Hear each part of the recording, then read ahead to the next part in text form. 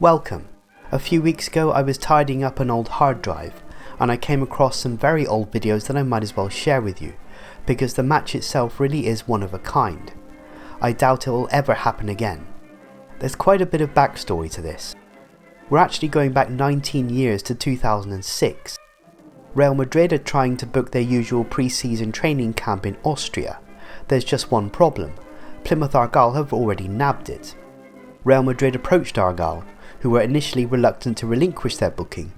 Nobody knows exactly why they changed their minds, but it probably had something to do with the massive wad of cash that Real waved under their noses, and the once-in-a-lifetime friendly that also came as part of the bargain.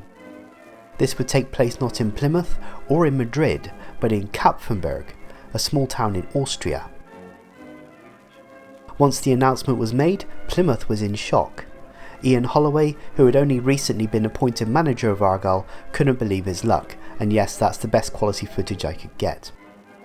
But for Argyle fans, this presented a challenge. The match was announced at very short notice, and arrangements had to be made in a hurry. Annual leave spaces were quickly exhausted, and many of us had to find imaginative ways of getting time off. By which I mean we had to go on the skive. My own granddad, Wrathful Marcus John Owen, passed away suddenly at the age of 63. I called into work to inform them of this, and they graciously allowed me 2 days off to deal with the grief. I might have neglected to tell them that he died in 1989. And so about 1,000 Janners descended on Kapfenberg, a town so dreary it makes Andover look like New York. I like to explore the town on these videos as well as taking in the game, and had I known 19 years ago that I'd be making this series one day, I might have put more effort into it, but trust me, there really is nothing in Kapfenberg to write home about. The players entertained themselves as players did in those days, with riotous drinking and punch-ups. A young player called Chris Zabrowski took umbrage to comments made by the club's captain at the time, Paul Wotton. Wotton received a glass pitcher in the head as a response. I suspect the Real Madrid camp was somewhat more serene.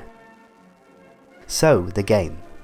The weather was decidedly British, shall we say, but at 5 PM I bought my ticket, found my seat and chowed down on a Wiener Schnitzel. Now bear in mind this footage comes from a 2006 digital camera, and it wasn't even one of the top end models at the time, so it's a bit potato quality. Also bear in mind that I have little memory of the game itself. I will explain why later. At about 6 PM, the teams emerged to an actual fanfare. Evidently the people of Kapfenberg were just as excited as we were. As it turned out, they had absolutely no reason to be excited. Real Madrid were known at the time as the Galacticos. They were hoovering up every decent player east of the Pecos. Casillas, Raúl, Robinho, Ronaldo, Nistelrooy, Higuaín, Beckham. A veritable who's who of football, compared to Argyle's who's that.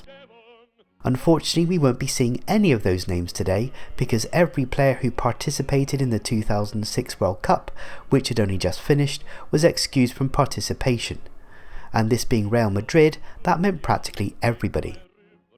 This would have rankled with the locals, who had seen images of David Beckham splashed across every advertising board in the town. Oops. As my camera tries in vain to capture the lineups, I'll put them on screen. The squad numbers are a complete guess.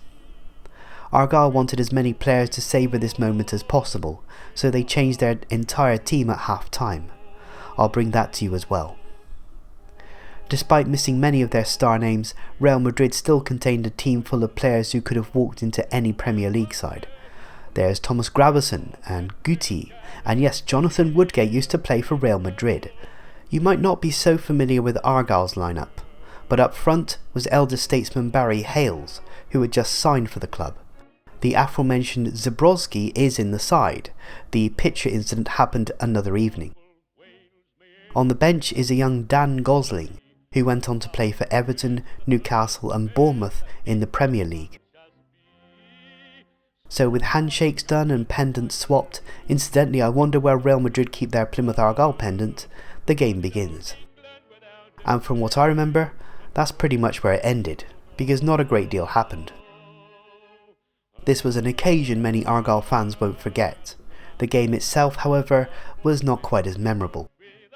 British teams tend to take friendlies very seriously, and quite often play them at the same ferocious pace as if there were points at stake. For continental sides, it's an excuse to pass the ball sideways for 90 minutes. And once Real Madrid got the ball, the Argyle players simply weren't good enough to take it off them. So we retreated to 1.5 hours of passing, passing, passing, and more passing. The only major chance came in the 44th minute. A free kick was swung in, and David Norris, who was about the size of a milk bottle top, used his arm for a bit more height advantage in the same way Maradona did against England, only this referee wasn't a blind incompetent, and he spotted it. Bravo scored the resulting penalty. And that was pretty much it. Here's the second half lineup, which includes Lilian Nallis, possibly the best player ever to put on an Argyle shirt. And here's a rare Plymouth Argyle attack. The game continued on in the same vein until the referee got bored and blew the whistle. And that was that. Bravo got the winning goal, Paul Watson got 18 stitches, and Argyle fans got a day they'll never forget. Shame about the game itself. Thank you for watching.